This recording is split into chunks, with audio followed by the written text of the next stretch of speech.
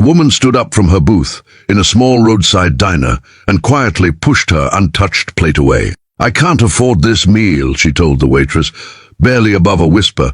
She picked up her purse and headed for the door, hoping nobody had heard her, but someone had. If you believe in kindness and second chances, please like, comment, share, and subscribe to Kindness Corner.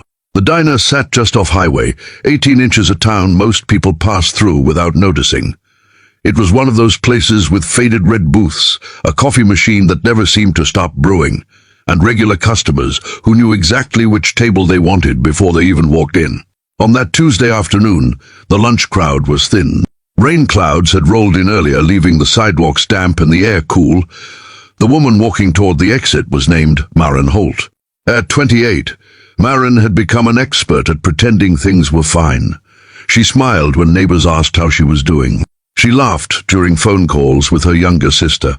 She even told her landlord she was working things out when he reminded her about the rent. The truth was that things were not fine. 3 months earlier, the small printing company where she worked had shut down without much warning. She'd picked up temporary shifts wherever she could, stocking shelves overnight, organizing inventory at a warehouse, cleaning offices on weekends. It was never enough. That morning had been particularly difficult. Her car needed repairs she couldn't afford. Her electric bill was overdue, and after checking her bank account before entering the diner, she knew she had less than $6 left until Friday. Still, she came inside, not because she wanted a big meal, because she was exhausted. She had spent the entire morning walking between job interviews. The rain had soaked her shoes. Her phone battery was nearly dead. She just wanted to sit somewhere warm for 30 minutes. The waitress, a cheerful woman named Rhonda, handed her a menu and refilled her water twice. Maren ordered a simple sandwich and coffee. Only later did she realize she had miscalculated. After tax, the meal cost more than she had available. When Rhonda brought the check, Maren stared at the numbers, longer than she cared to admit. She checked her banking app 3 times. Nothing changed. The balance was still there, or rather, barely there. Embarrassment settled heavily in her chest. She hated moments like this, not because of the money itself, but because of what it made her feel. Small, tired, like she was failing at something everyone else seemed able to manage. So she stood up and quietly told Rhonda she couldn't pay. Across the room, a customer named Corbin Reyes happened to overhear.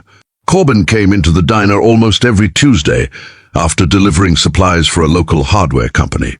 He was 34, practical, a little awkward, and known for carrying a notebook where he wrote down ideas he'd never actually start. He wasn't wealthy.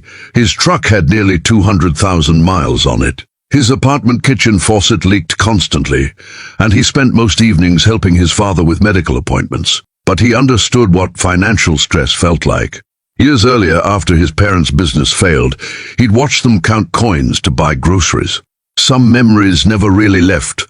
As Maren reached the door, Corbin stood up. "Excuse me," he called. She stopped. For a second, she looked worried, as if she expected criticism. Instead, Corbin walked over holding his wallet. "I already paid the bill." Maren immediately shook her head. "No, you didn't have to do that, I know," he said. "I wanted to." An awkward silence followed. People imagine kindness as some dramatic movie scene. Most of the time it isn't. Most of the time it is two strangers standing near a diner door, both feeling slightly uncomfortable. Maren looked down at the floor. "I'll pay you back." Corbin smiled. "You don't need to." Then he paused. "Just promise me you'll eat something before your next interview." For the first time all day, Maren laughed. A small laugh, but a real one. They talked for only a few minutes. Long enough for Corbin to learn she was searching for work. Long enough for Maren to learn that the hardware company where he worked happened to need someone in administrative support. Nothing miraculous happened. There was no instant job offer, no dramatic announcement. Corbin simply wrote down the hiring manager's name on a napkin. A week later, Maren submitted an application. 3 weeks after that, she got hired. The position wasn't perfect, but it was stable. The steady paycheck helped her catch up on bills little by little. Months later, She still remembered that afternoon whenever she passed the diner, not because someone paid for her lunch, but because, in a moment when she felt invisible, someone treated her with dignity. Common kindness still exists if you believe even one good act can change someone's life. And if this story touched your heart, please leave a like and share it with someone who still believes kindness matters. The lesson isn't that one kind gesture solves every problem. Most problems take time, but sometimes a simple act, a meal, a conversation, a few encouraging words can help someone keep going long enough to find their footing again. And often, that is more valuable than we realize.